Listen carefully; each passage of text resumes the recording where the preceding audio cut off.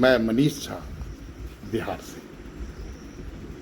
आज बिहार की खबरों में सबसे पहले चर्चा करते हैं मॉनसून का, जो अब तक बिहार में धीमी रफ्तार में चल रहा था तथा पिछले 3 दिनों में मॉनसून ने रफ्तार पकड़ ली है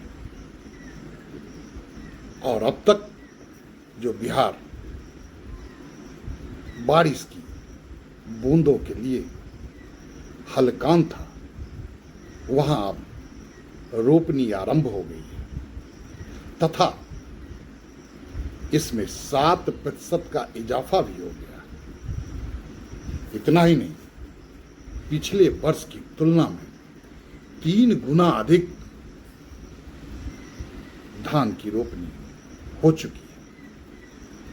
पिछले 3 दिन की बारिश ने बिहार में बारिश की कमी, जो अब तक 52% थी, उसे घटाकर 46% पर ला दिया है। लेकिन बिहार के अन्य 17 जिलों में बारिश के बूंदों की किल्लत बनी हुई है। अरवल, औरंगाबाद, बांका, भभुआ, भागलपुर तथा अन्य 12 जिले बारिश की बूंदों के लिए तरस रहे। वहां हाहाकार मचा हुआ है। दोस्तों, बिहार में अगर बारिश होती है तो एक बात का और हाहाकार होता है, वह है बाढ़ का। प्रतिवर्ष बाढ़ आपदा के नाम पर हजारों करोड़ रुपए फूंक दिए जाते हैं, लेकिन भ्रष्टाचार का दलदल सब लील जाता है और फिर अगले वर्ष परिस्थिति जस की तस रहती है। इस बीच नेपाल की तराई में अत्यधिक बारिश होने से नेपाल द्वारा छोड़ा गया पानी कमला बलान नदी को खतरे के निशान से ऊपर ले आया तथा यह लाल निशान से ऊपर बह रही है, जिससे तटबंधों को खतरा पैदा हो गया है। बिहार के मधुबनी जिला के झंझारपुर और इसके अंतर्गत आने वाले अन्य गांव बाढ़ की चपेट में आते दिख रहे हैं। अगली खबर की ओर रुख करते हैं। बिहार में निर्माणाधीन योजनाएं, ग्रामीण सड़क, स्टेडियम इत्यादि फंड की अभाव में स्थगित है, लेकिन बिहार के मुख्यमंत्री श्री सम्राट चौधरी नित नई घोषणाएं कर रहे हैं। उनकी सरकार के 100वें दिन पूरे होने पर मुख्यमंत्री कार्यालय ने घोषणा की है कि बिहार की सभी जीविका दीदियों को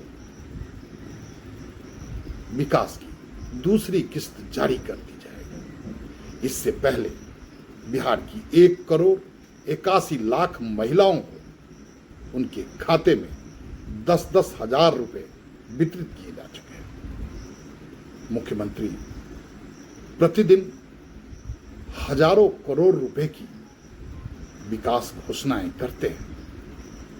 अभी कल ही उन्होंने मुजफ्फरपुर में लगभग 1,500 करोड़ रुपए के विकास की घोषणा की। जाहिर है, मुख्यमंत्री द्वारा जो घोषणाएं हो रही है वह वाकई में, अगर ये योजना धरातल पर आ जाए तो बिहार का कायाकल्प हो जाए। दोस्तों, जंतर मंतर दिल्ली में सोनम वांगचुक एवं नीट अभ्यर्थियों के समर्थन में जुटे छात्र अपना अनशन जारी रखे हुए हैं तथा शिक्षा मंत्री श्री धर्मेंद्र प्रधान के इस्तीफे से कम कुछ सुनने को तैयार नहीं। लेकिन सरकार इन बातों से कोई सीख लेती नजर नहीं आ रही है। अभी कल पटना में मद्य निषेध उत्पाद एवं निबंधन विभाग में अवर निरीक्षक अर्थात दरोगा के पद पर नियुक्ति के लिए रविवार को आयोजित प्रारंभिक लिखित परीक्षा के दौरान 3 व्यक्तियों को अलग अलग स्थानों से कदाचार के मामले में गिरफ्तार किया गया। पटना के शाहपुर स्थित सियाराम सिंह यादव उच्च विद्यालय में एक अभ्यर्थी को ब्लूटूथ के साथ पकड़ा गया। वहीं बेगूसराय के एसके महिला कॉलेज में 2 बायोमेट्रिक कर्मी परीक्षा में चोरी कराने के प्रयास में दबोचे गए। प्रश्न यह उठता है कि बेरोजगारी का यह सितम है कि वैकेंसी देखते ही युवा घर से निकल पड़ते हैं और जिन परिस्थितियों का वो सामना करते हैं उस पर सरकार की नजरें इनायत नहीं हो पाती है। घर से धक्के खाते हुए यात्रा करना, प्लेटफॉर्म पर सोना और लगभग युद्ध लड़ते हुए प्रतियोगी परीक्षाओं में शामिल होना और फिर उस पेपर का लीक हो जाना युवाओं की सामर्थ्य को तोड़ता प्रतीत होता है। चलते चलते एक खबर आम आदमी पार्टी बिहार के हवाले से। आम आदमी पार्टी बिहार प्रदेश अध्यक्ष श्री राकेश यादव जी के निर्देशानुसार आम आदमी पार्टी बिहार के महासचिव श्री कौशल किशोर प्रसाद ने बिहार के सभी पदाधिकारियों तथा कार्यकर्ताओं से अपील की है, उन्हें निर्देश दिया कि अयोध्या में जिस तरह से राम मंदिर से चंदा चोरी हुई है उसके विरोध में एक हस्ताक्षर अभियान चलाया जाए और पार्टी कार्यकर्ता अपने स्तर पर इस कांड की भर्त्सना करें। दोस्तों,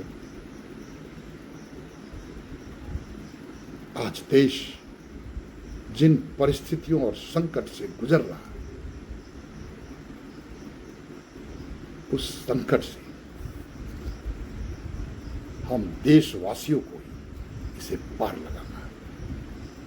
आइए हम सब मिलकर प्रयत्न करें। आप सबका बहुत बहुत धन्यवाद। जय हिंद, जय अरविंद।